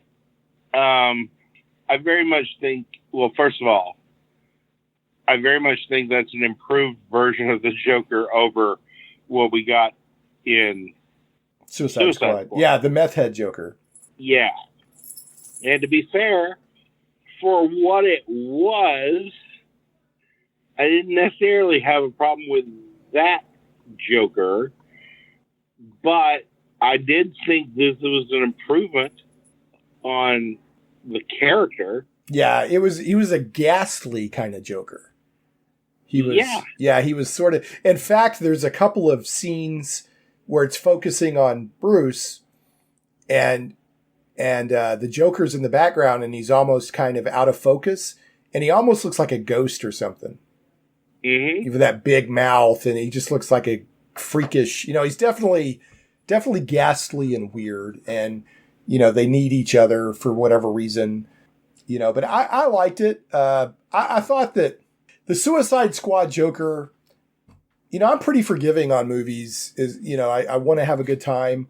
I don't want that Joker to be the main Joker running around. But I'm like, okay, if this is your little siloed Suicide Squad movie and that's your version of the Joker, I thought Jared Leto did a pretty good job. If you watch the version that has extra scenes in it from the theatrical version, I thought that the stuff between the Joker and Harley was very good. Especially, So did I. Yeah. So, and I love, I would die for you. Yeah. But would you live for me? I love that Bonnie and Clyde kind of dynamic there. But no, I thought ghastly future, again, so much of this stuff, I have to see it as like an Elseworlds. I don't want that ghastly weird, or however he laughs, Joker, however that, he's like, that kind of weird laugh that he had. However that went. I don't want him as my main Joker. But if that's the Joker that's in the Nightmare version, I'm fine with that. And I did think that... And that's all that was the Nightmare version of the character. Right. And I did believe and buy in to all the chemistry between him and Batman. The back and forth that had so much hate and love and whatever just all mixed up in it and all that history. I bought into it that these characters love to loathe each other. There's something so strong in storytelling about two people that hate each other having to work together because there's a common goal. So, and like part of the Joker's appeal is the sudden but inevitable betrayal is coming. So there's that delicious anticipation of when that's coming. All right, I'm going to run super quick on the theatrical version. Here's some notes I made while I watched it. These I'm going to throw out there more than just try to go into discussion. But if you have anything that you want to add, feel free. Thank you. Go on. I'm very interested in hearing this. Okay, some of the stuff I've already mentioned. Okay. The theme is much more about the loss of hope in the world because of Superman's death rather than just the JL needs him to defeat Steppenwolf in the Unity. I already mentioned he also threaded all this stuff in there about parademons being involved and more stuff. The song choices were more popish. I got Snyder Cut is more classic and maudlin. I still think that the Icky Thump scene with Aquaman is superior. This was... at the scene with Wonder Woman at the beginning, they made it more about, this is him more tying stuff in with parademons and stuff. The terrorists in Zack Snyder's version are like Luddites. They just want to turn the clock back from like technology in the current version of the world. In the theatrical version, there's literally a line that's added where when Wonder Woman has the lasso around the guy and he says, well, sin has brought on this plague of aliens. So he's tying, Josh is beating that drum a little bit more. The theatrical version mentions new gods. Steppenwolf mentions the new gods at one point. The phrase isn't used in the Snyder Cut.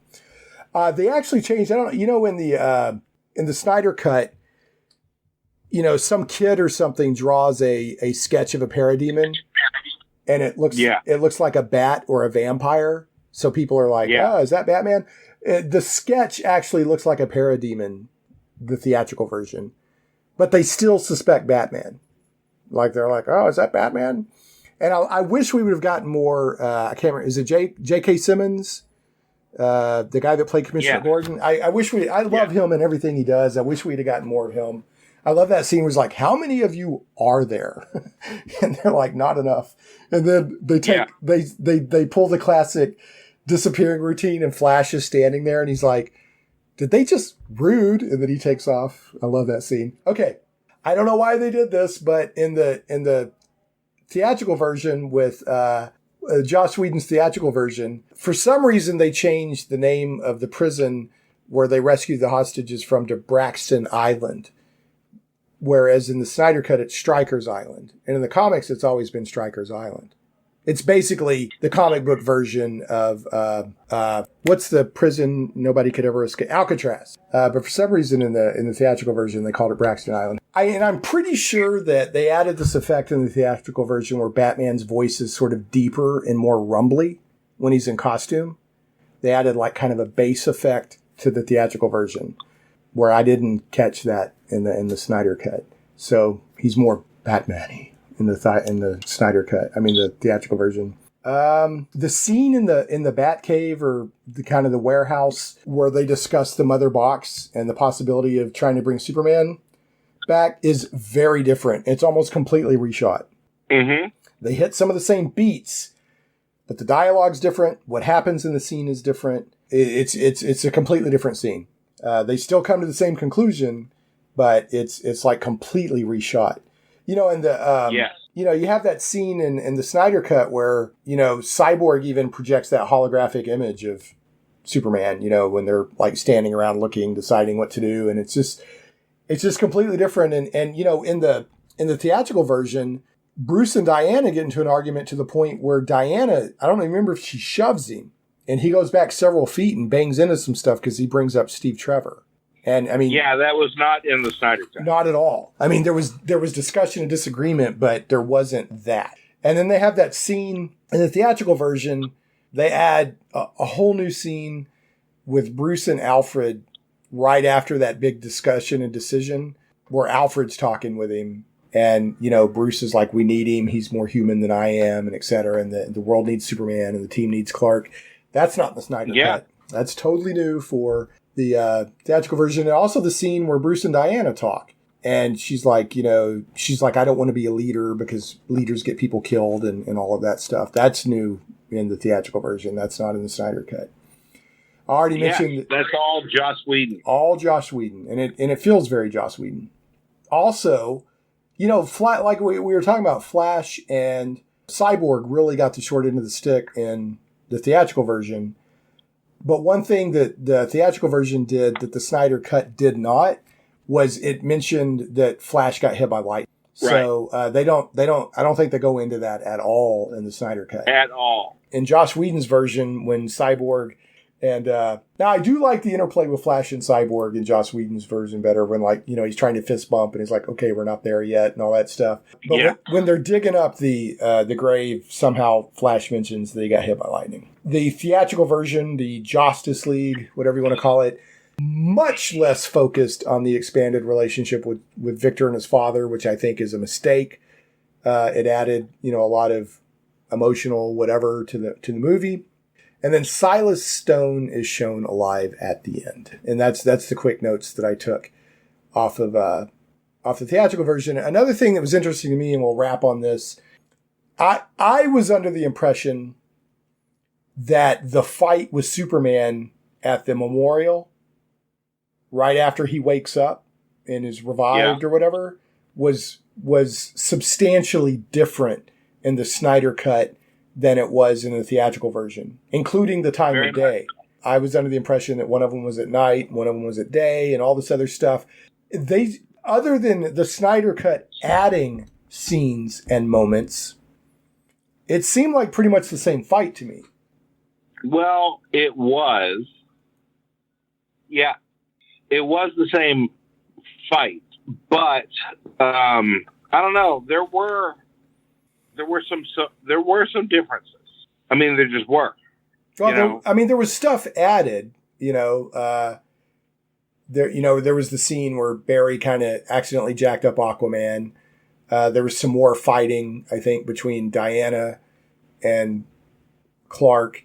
Of course, Lois Lane shows up on her own. Also, Alfred did not go get Lois.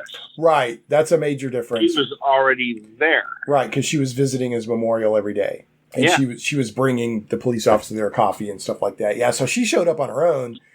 And I think I remember on the Snyder Cut, there were a couple of tanks. Didn't they try to shoot him or something like that?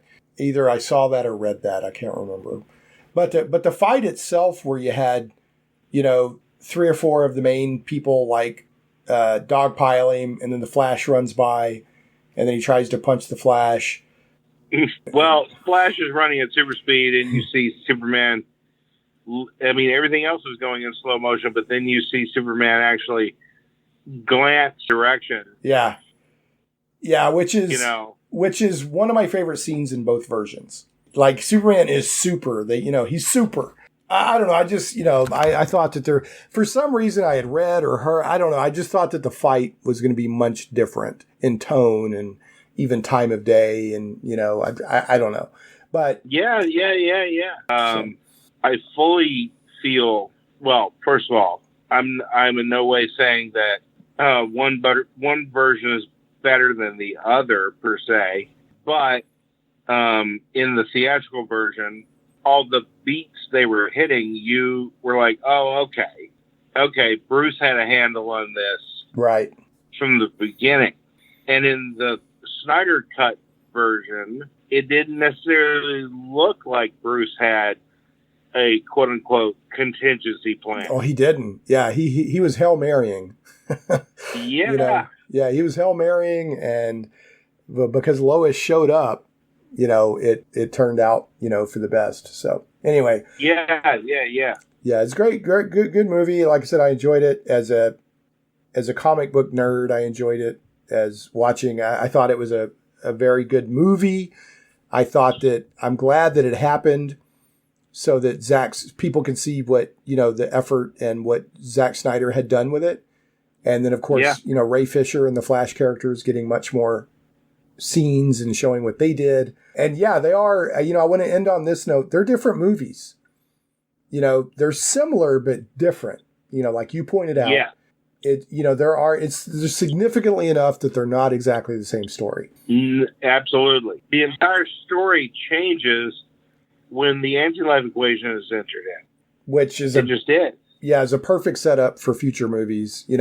I think that because Zack Snyder filmed the thing where, Lex Luthor is recruiting Deathstroke. And then, so that was used in the Joss Whedon version, but that wasn't Joss Whedon's idea. I think but it was done differently in the Snyder version. It was, yeah. The Snyder version, Lex Luthor is telling Deathstroke, "I'll tell you who Batman is," and all of that. Yeah. Whereas in the theatrical version, he's just saying, "I think we need a league of our own." For teeing up more DC Extended Universe to come, I think the Snyder Cut did a better job of that. Well, absolutely. It ended, to be fair, in a way, it ended with at least 2 or possibly 1 or 2 incredible cliffhangers. Yeah. It all had to do with the new guys. All right, well, I got to wrap us, but okay. Man, I really appreciate your time. Any final thoughts, last word on Snyder Cut? And again, I didn't think it was a bad movie. It's fine. It's good. You're going to have to schedule yourself some time. It's an investment. To watch it. Unfortunately, I don't feel it needed to be 4 hours long, but it is. So that's fine. Must there be a Superman? There is. That's the line from Batman v Superman when he's talking to that senator. There is. Must there be a Superman? There is. I liked it. I think we're getting the best of both worlds here, because I think at any time I can watch the theatrical version or the Zack Snyder version and be satisfied that I've seen an enjoyable movie. But again, the change in tones is quite... If you want more of a Marvel type experience, watch the theatrical version. If you want a deep emotional experience heavy with gravitas, and to be fair, some good comic book action, check out the Snyder Cut. So, and I think just for, if people are interested in movie making at all, this is a very rare and unique opportunity to see two different versions of the same movie with different directors. Absolutely. Yeah, so it's fascinating just to see, that, to give you more insight. Because how often do you get to see? Now, you'll get director's cuts where a director will, but to see two different directors, version of a movie, that's pretty rare, especially a big blockbuster like this. So, all right, Mike. Absolutely. Well, take care, man. I appreciate you again, and I hope you get up there on stage making people laugh very soon. Oh, wait a minute. I got the bad joke of the week. I got to lay it on you. Then you can go. All right. Please. Got to know the bad joke. So, the only weakness Superman has on the internet is... Yes? Cryptocurrency.